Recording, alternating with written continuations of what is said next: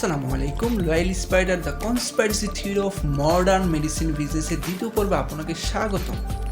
Viewers, প্রথম পর্বে আমরা জেনেছিলাম problem, reaction, solution, psychological operation, William F D. Rockefeller, John D. Rockefeller, স্ন্যাকওয়েল ইউএসএ এবং ফ্লেক্সনার রিপোর্ট, যে রিপোর্টের মাধ্যমে মডার্ন মেডিকেল কলেজ এবং মডার্ন মেডিসিন বিজনেস শাসিত করা হয়।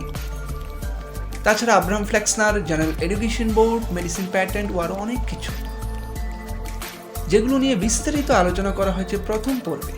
প্রথম পর্বে বলেছিলাম যে জন ডি. রকাফেলার এবং আব্রাহাম ফ্লেক্সনার হলো মডার্ন মেডিকেল কলেজ এবং মডার্ন মেডিসিন বিজনেসের রিফর্মার, কিন্তু এ বিষয় নিয়ে নির্দিষ্ট কোনো আর্টিকেল দেখানো হয়নি। সুতরাং এই পর্বে প্রথম পর্বের কয়েকটি বিষয় তুলে ধরা হবে বিস্তারিতভাবে। ডক্টর বিল থমাস, যিনি হলেন আমেরিকার মেডিসিন বিশেষজ্ঞ, ফিজিশিয়ান এবং যার আর্টিকেল রয়েছে the New York Times, the Washington Post, ইউএসের দুটি ডেইলি নিউজ পেপারে। এখানেই শেষ নয়, তিনি ক্যানাডিয়ান টেড কনফারেন্সও করে থাকেন। Doctor Bill Thomas a brief history of modern মেডিসিনে লিখেন উইলিয়াম এফ.ডি. রকাফেলার স্ন্যাকওয়েলের কথা, যে $25 বিনিময়ে মেডিসিন বিক্রি করতেন এবং মানুষকে ঠকিয়ে খুব দ্রুত এক স্থান থেকে অন্য স্থানে চলে যেতেন। এবং আব্রাহাম ফ্লেক্সনার ও রকাফেলার ফ্যামিলির কথা, যে দুই ফ্যামিলি হলো মডার্ন মেডিসিন বিজনেসের রিফর্মার বা পরিবর্তনকারী। সিমন ফ্লেক্সনার মেডিকেল এডুকেটর, প্যাথোলজিস্ট এবং তিনি ফ্লেক্সনার পরিবারের একজন সদস্য। তিনি ছিলেন রকাফেলার ইনস্টিটিউট অফ মেডিকেল রিসার্চের ডিরেক্টর। সিমন, যিনি কাজ করেছিলেন পোলিও ভাইরাস ও ভ্যাকসিন নিয়ে, কিন্তু এই আর্টিকেল আর কিছু বলা হয়নি।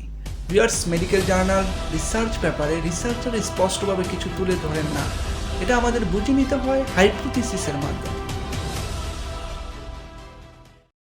The national Library of medicine, যেটা হলো আমেরিকার পৃথিবীর সবচেয়ে বড় মেডিসিন লাইব্রেরি, তাদের এক রিপোর্টের মধ্যে উল্লেখ করা হয় যে ক্যান্সার কি পোলিও ভ্যাকসিনের কারণে হয় কিনা, এবং প্রশ্ন তোলা হয় পোলিও ভ্যাকসিন কি দূষিত করা হয়েছে মানকি ভাইরাস HBV40 এর মাধ্যমে। সিডিসি, যেটা হলো আমেরিকার সর্ববৃহৎ পাবলিক হেলথ এজেন্সি, সিডিসির ওয়েবসাইটেও মানকি ভাইরাস HBV40 নিয়ে আর্টিকেল লেখা হয়। প্রশ্ন তোলা হয় এই ভাইরাস ক্যান্সারের জন্য দায়ী কিনা, এবং বিভিন্ন ডাক্তাররা এটা নিয়ে রিসার্চও করেছেন।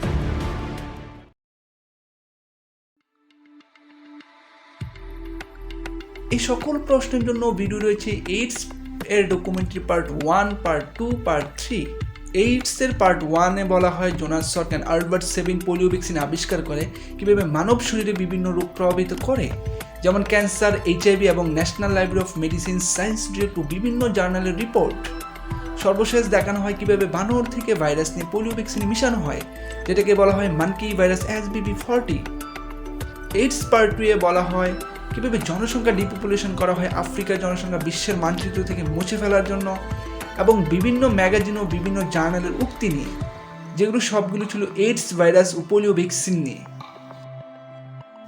এইডস পার্ট 3-তে বলা হয়েছে আর ক্যান্সার কয়েদিদের রক্তে প্লাজমা মেডিসিনে মিশিয়ে এই রক্ত প্রেরণ করা হয় এশিয়া, ইউরোপ ও কানাডিয়ায়, যা করা হয় পৃথিবীর সারা ফার্মাসিউটিক্যাল কোম্পানির মাধ্যমে, যেমন Red Cross, Bayer, Continental Pharma এবং আরও অনেক। তারপর থেকে মানব শরীরে এইডস, হেপাটাইটিস সি ও বিভিন্ন রকমের রোগ মানব শরীরে তৈরি করা হয়। আরও বলা হয়েছে কীভাবে সাইকোলজিক্যাল অপারেশন করা হয় সারা পৃথিবীর মানুষকে ইউরোপীয় মার্কিন সেলিব্রিটিদের মাধ্যমে, যেমন Lady Gaga, Bill Gates, Hillary Clinton এবং আরও অনেক। শুধু তাই নয়, এইডস মুভি ফিলাডেলফিয়ার মাধ্যমে মানুষের মধ্যে ভয়াবহতা তৈরি করা হয় মানুষকে মানসিকভাবে দুর্বল করার জন্য। আর এভাবেই পৃথিবী থেকে $45 বিলিয়ন সংগ্রহ করে, যেটা হলো পৃথিবীর সবচেয়ে বড় সেফ ফ্যামিলি।